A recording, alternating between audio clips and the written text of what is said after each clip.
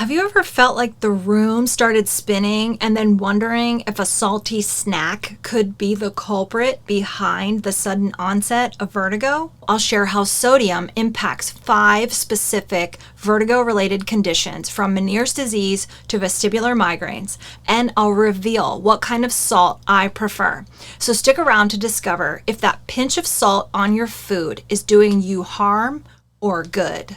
Just a reminder, I'm not diagnosing anyone in this video or offering individual medical advice. Let's start with Meniere's disease, a condition that affects many people with vertigo. Imagine your inner ear as a delicate balance system, but for those with a true Meniere's disease, that system gets a little bit out of whack. Fluid in the inner ear, if it builds up, can cause awful spinning episodes. For these patients, a high salt intake can be like pouring fuel on a fire, aggravating symptoms of Meniere's disease and potentially triggering a full-blown vertigo attack lasting anywhere from 20 minutes to 4 hours, even up to 12 hours. If you or someone you know has Meniere's disease, cutting back on salt intake may be crucial for managing those attacks. This one lifestyle change is a hallmark of managing true Meniere's disease. But wait, what if you have low blood pressure? This can cause dizziness for some people. It's a condition called resting hypotension. And I often see this in my patients who are petite, frail, or underweight. When your blood pressure dips too low, it can cause lightheadedness and even make you feel like you're about to faint. In such cases, salt actually isn't the enemy. It can be part of the solution. Think of it as a natural way to nudge the blood pressure back up to a more normal level. This tiny little tweak can dramatically improve the day-to-day experience of people with low blood pressure, reducing the lightheaded episodes and helping them lead a more normal life. Of course, it's essential to follow your own doctor's advice at the right amount of salt for you based on your normal blood pressure. Now, let's talk about dysautonomia.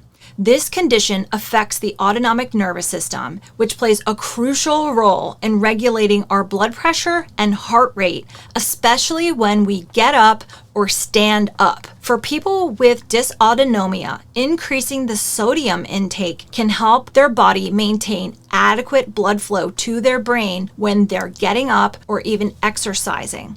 It can help reduce the woozy feeling they get when they're upright. It can act like a buffer, so they're not constantly battling dizziness every time they stand up and walk. Vestibular migraines are another area where salt plays a significant role. These migraines aren't just about headaches, and they don't even always involve pain in the head, but they do involve a migraine episode with significant dizziness or vertigo.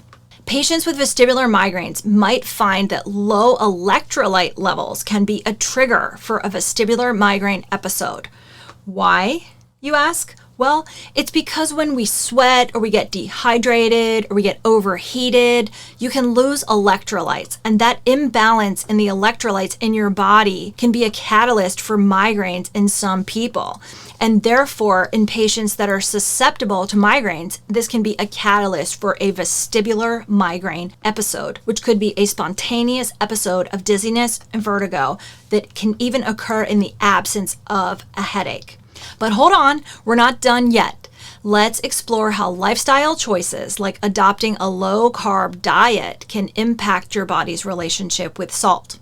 Diets that are very popular now, like keto or carnivore diet, can be effective for many patients to drop weight, but they do lower your body's inherent salt balance because they cause people to pee a lot, and therefore they lose their salt retention and their water retention in their body. This can lead to dizziness and fatigue. For many patients on low-carb diets, I hear that they started having headaches, lightheadedness, and dizzy spells.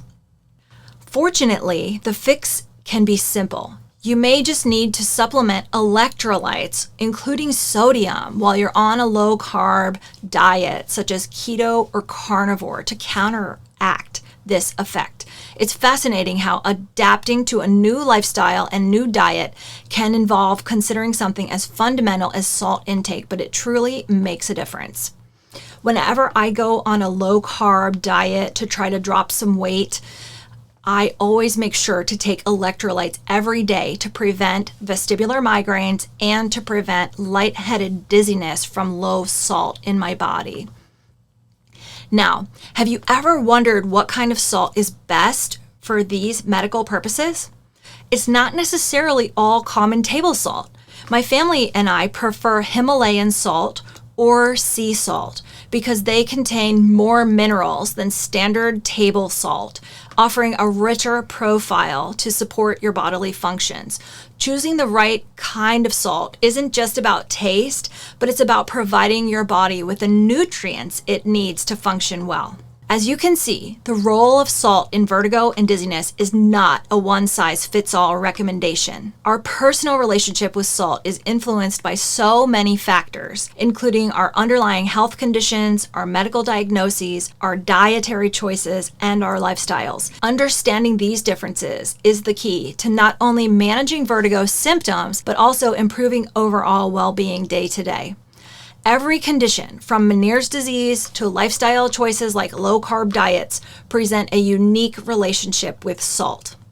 Balancing it correctly can prevent discomfort, prevent vertigo attacks, and improve your quality of life.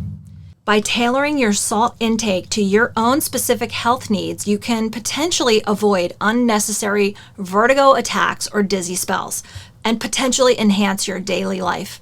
It's incredible how a single mineral, often overlooked, can play such a pivotal role in stabilizing our daily experiences. So let's continue diving into these intricate relationships between salt and various vertigo-related conditions. We've covered the impact of salt on Meniere's disease, low blood pressure, dysautonomia, vestibular migraines, and low-carb diets. But understanding how to apply this knowledge in practical terms can be a game changer. Think of someone you know who battles with low blood pressure. Imagine how life-changing it could be for them to learn that simply eating a tad bit more salt under medical guidance could prevent those unsettling, dizzy spells. The same principle applies to individuals with dysautonomia. It's not about reaching for a salt shaker mindlessly, though. It's about leveraging salt intake strategically and under the guidance of healthcare professionals to bring relief from those uncomfortable symptoms. Now, for those of you dealing with vestibular migraines like me, maintaining electrolyte balance becomes a daily consideration. Picture a sweltering summer day when you're active outdoors, or a day after you've gone to the beach with your family and had a great time. Maybe you've gone out on a hike in the sun. Monitoring your body's need for hydration and electrolyte replenishing can prevent those sudden migraine-induced vertigo episodes, allowing you to stay comfortably engaged with friends and family uninterrupted by a sudden onset of dizziness or vertigo. For everyone that's choosing a low-carb diet, remember how important it is to keep an eye on your electrolyte balance, including sodium. Low-carb diets can be beneficial for some people, but the dietary shift can sometimes leave you feeling off-kilter if it's not balanced with enough salt and electrolytes. Replenishing your electrolytes for recharging your internal batteries ensures that you're always ready to engage in your daily activities without experiencing fogginess or dizzy episodes while you're on a low-carb diet. Reflecting on everything we've covered, it's essential to emphasize that self-awareness and education about your own health conditions and your unique body's needs are vital. Your relationship with salt should be highly individualized. Continually consult with healthcare providers to find that perfect balance that suits your own health needs.